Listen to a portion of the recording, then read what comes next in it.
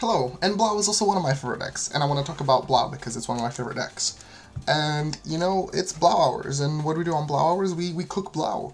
Now, this list is inspired by a lot of different people, you know. I watched a fair share of YouTube deck profiles, and, you know, like, you can't just, like, take a card and be like, oh yeah, I thought of this, but, I wanted to kind of like show a list that took like a slightly different approach on a list that's already out there by Team Best Girl, and I think that list is like really fucking good. Like I don't go to fucking Vanguard tournaments, I play very casually, but I like bringing people like different ways to build their deck, right? So I want you to take this list with like a pinch of salt, I guess. You know, Blau is very customizable, and we are now in like a meta where like Steam Maidens got hit, so you know, you can play whatever the fuck you want, right? I guess maybe. Anyway, let's kind of get into the profile, and to start off with, I am not a Morgan gamer. Let me move the Bowser deck box, because you know that's where I keep my Blau deck, because Bowser and Blauser, you know, real Blauser hours. So, Morganrot. I am not a Morganrot gamer. Here's why. My Blau feng shui is really good, and I don't really feel like I need the Morganrot to get back the resource. Like, yeah, an AK booster that then, like, gets you back a card's, like, pretty good. But for the way that I wanted to build the deck, I was like, you know, inshallah, I will always see my Stern on the follow-up turn, just play smart, and so far it's been working out. It's been working out, you know, it's been working out. Get your markers, because you make 2 markers a turn. Shoutouts to Kamui, the Goat, Robots and Dragons. And let's move on to the main deck. So I kind of already did profile, but then I messed up a few times, and I was like, I'll start again. So, starting off, we have 4 copies of Stern. Stern is your like main like right target. He kind of gets your multi-attack engine going, and he gets you 2 Vanguard swings for just ditching 2 cards. But because you're making a marker, and then you're draft checking, and you're making another marker, and then you're draft checking some more, you kind of always go even on this card. So he just kind of lets you filter for a better hand. Very, very good skill. And then we play 4 copies of the Galaxy. So this deck can basically produce 4 attacks with just 1 CB, because you can go like swing one of the swing Galaxy, swing Stern, and then like Stern rewriting into Galaxy, Galaxy swing, pop out the Stern again, and for like 1 CB 4 attacks, that's like incredibly good. And these are also like not like penis number attacks. These are like pretty solid good numbers. Like you're inherently beating defensives on the first swing, assuming that you know are playing against Cringe Force clans. Am I right? But yeah, Galaxy also has a skill that like it gets wrote upon. So as long as you have like a second Stern to do your combo on turn 4, you're big shilling, and the deck pretty much just kills on turn 4. So I kind of wanted to highlight that, and that's kind of what I built towards, is that turn 4 kill. Turn 3, you're just looking to kind of like pressure your opponent, equalize their hand a bit, make them like waste cards guarding you, and then turn 4 is when you smell blood and you go in. So 4 copies of Blaukluger. He is your main guy. He's just so efficient. CB1 to top 7 check, PogChamp. Get your names, and then when he attacks, he can go into Soul and you draw a card. So because this deck builds a lot of Soul for free, we kind of want to utilize that Soul in either like for like farming cards, or rather like getting to pieces, or what you want to be doing is using it to kind of guard, because we're playing a really nice card to just let us tank some hits. Think of this as like Protect 3, Axel 4, you know, just kind of you make lots of markers and you can guard pretty well. And this is the card that lets us do that. Shoutouts to Fever Rocketeer. So this card is actually really good.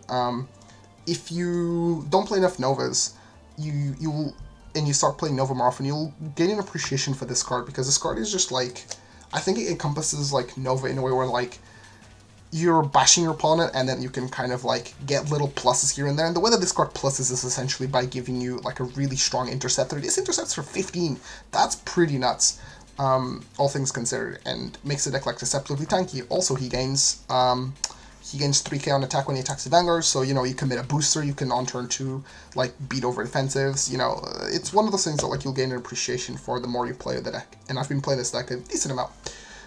Moving on to what I like to call the extenders, we have the Kicks and the Cool Hanks. So, the role of these cards are basically, you know, with the meta being toned down a tiny bit, like, you can do whatever you want, right? That's at least the way I see it. It's like, yeah, you know, it's Vanguard, you know, this game is like the Kasuge of card games, you know, stuff happens all the time, just play your favorite thing and make it work.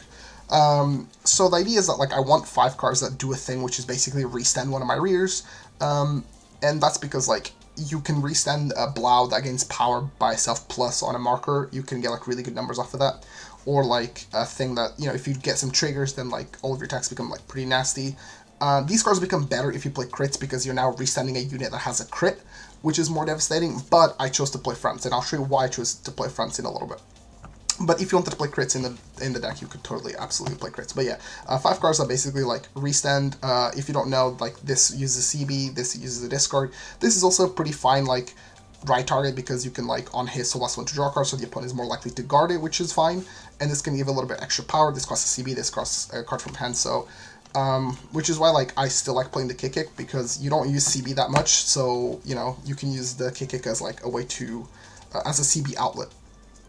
Onto the most insane grade 1, I believe, in like whole of V. This card is like so good, man. Like other decks wish they could have a card as nuts as this. On right, it's just a top 7 check, so you know most clans have that. But that second skill, man, like on rear, on place, discard a trigger to get like any of your grade 3 Blaus is like so good. He also says a grade 3 Blaukluger, so you know history collection is around the corner. Maybe we'll get a Blau. How cool would that be? You know, we get a 3rd Blau, we get Mond, new Mond. That'll be pretty tight. But yeah. Panzer is just like a really solid card. Just he's like the main consistency, the main card that gets you like all of your consistency. Whatever piece you're missing, this guy will usually get it. Best right target, pretty solid rear, decent booster because of that second skill. Moving on to some more grade 1s, we are playing 3 copies of Our Sheet. Like I said, my feng shui, like I'm pretty lucky when it comes to like drawing my pieces, so if you are somebody who doesn't really see their pieces that often, definitely you can bump this up to 4. He's also a decent booster because when something is stood, he gets extra power, so this is like really, really nasty.